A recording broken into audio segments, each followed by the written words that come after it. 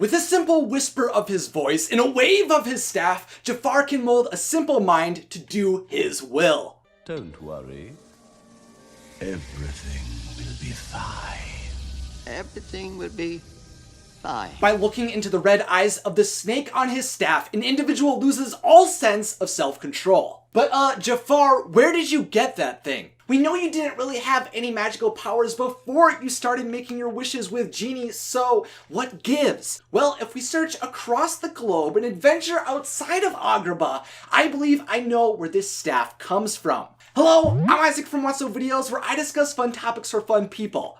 I'm all about spreading the magic of Disney, which is why today I'm using Disney connections from far and wide to explain the origins of Jafar's staff. By the way, if you'd like to learn more about Jafar and his magical relics after the video, I've provided all the links to the movies and the resources I used in the description. The truth was, Jafar was a vizier with a fascination, and you could probably also say obsession, with magic and treasure. No matter the trick or item, Jafar seems to invest a large amount of time and resources to utilize or discover as many magical tools as he can find. He learned to disappear with sleight of hand and a concoction in a vial very similar to that of Yzma, although I think that's just a coincidence. Jafar also constructed a massive hidden lightning machine to be able to see into the future using powerful sand he must have discovered. Part sands of time.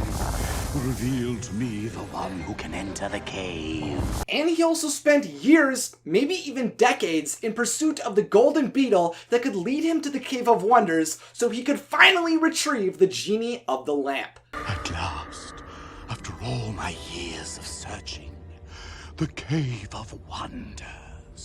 Jafar did a lot and allowed a lot to possess magic, and I don't think I would be able to go to his lengths. Jafar was willing to spend whatever it cost, sacrifice whatever he needed to, and descend to any level to earn his magic, and I don't think he would have done anything less to possess his magical serpent staff. I bet he would have even been willing to trek through the jungles of Africa to the hidden and powerful city of Opar, the place where I believe the staff came from. Originally said to be a lost colony of Atlantis, yeah, Atlantis. Comment a shocked face below the like button if you weren't expecting to get that connection dropped in this video. Over time, Opar became a secret city in Africa that sustained and thrived utilizing magic stones. I wonder where I've heard that before.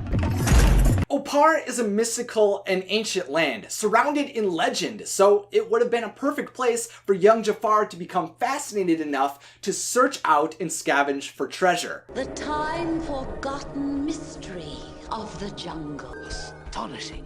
It must be 2,000 years old at least. And Opar had the treasure he was searching for. I love searching for little bits and mysteries behind Disney villains. There's always so many iconic symbols and bits of backstories related to each one, but at times it's difficult to find answers. Which is why I was super lucky when I was researching another video. While actually researching my video on Tarzan's son, I discovered far, far away from Agrabah in Opar, there existed a golden staff containing a magical red gem in the shape of a leopard. A staff that seemed to resemble that of Jafar's red-gemmed serpent staff. What I had found was the staff of Queen La, a woman banished from the tribe of the most praised African warriors for using dark magic, who had found and become queen and high priestess of Opar in Disney's 2001 television series, The Legend of Tarzan. Queen La's staff looked like a version of Jafar's, but it also had similar abilities. At first, Jafar barely has any magic coursing through him. He could only manipulate the weak-minded with his staff, which is likely why he could only alter the thoughts of the Sultan who adored him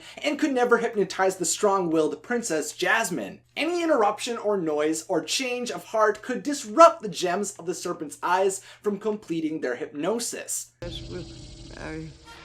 What is that? Jafar did inflict his thoughts into the mind of the Sultan using his staff, and this could also be done at a much grander scale by the leopard staff of Queen La. Where are your manners? Bow before your queen. But La's staff could accomplish much more initially since La was more powerful. With her staff, La can summon rain, vaporize individuals, summon items, and repair and rebuild Opar. She just had more magic than Jafar.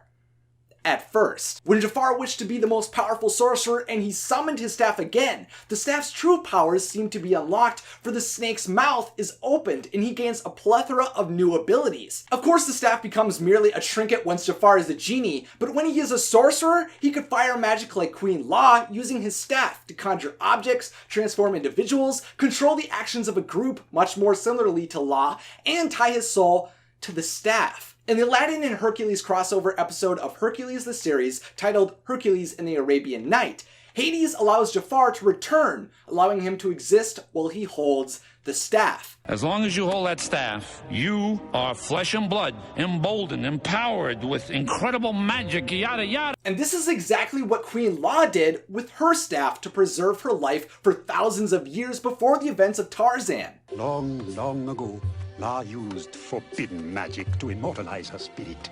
But unfortunately for these two magic users, without their staffs, both were seemingly powerless, for the staff appears to be what channels their magic. With her magic staff broken, her leopard men released and Opar in ruins, La is weak. We can defeat La now. I don't have my magic staff! Get the lamp! No! With the destruction of either staff or its removal from a situation, Jafar and Law's power dissipates and their magic is undone.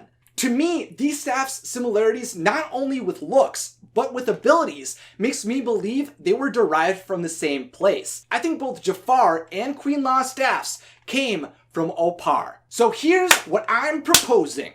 Because of Jafar's resolve to obtain magical items, the legend surrounding a colony of Atlantis, and the similarities between Jafar and Law's staffs, I believe Jafar's magical obsession brought him to venture after the hidden treasure of Opar. In the ancient city, I think Jafar discovered the immortal Queen Law, and somehow, someway, after Jafar saw the power of Law's leopard staff, he came across his own serpent staff. Either through thievery, bartering, or befriending Law, Jafar came away from Opar with a powerful serpent staff capable of channeling magic, which he would use for years to assist in his journey to control Agrabah.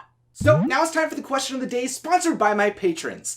To become a patron yourself, check out my Patreon page at patreon.com/WatsoVideos. Do you think Queen Law gave Jafar his staff, or do you think he stole it? And are you still thinking about Atlantis like I am? When I found out Opar was somehow tied to Atlantis, I immediately had a million thoughts and connections going through my head. Let me know your thoughts in the comments section, along with any other ideas you have for future Discovering Disney episodes. If you enjoyed discussing the staff of Jafar, then click that like button. And if you are interested in staying up to date with more magical Aladdin videos, then click that subscribe button, and please follow me on Twitter, Instagram, and Facebook. If you'd like to see more Watso videos, then check out some awesome pics over here. And as always, thanks for watching and have a magical day.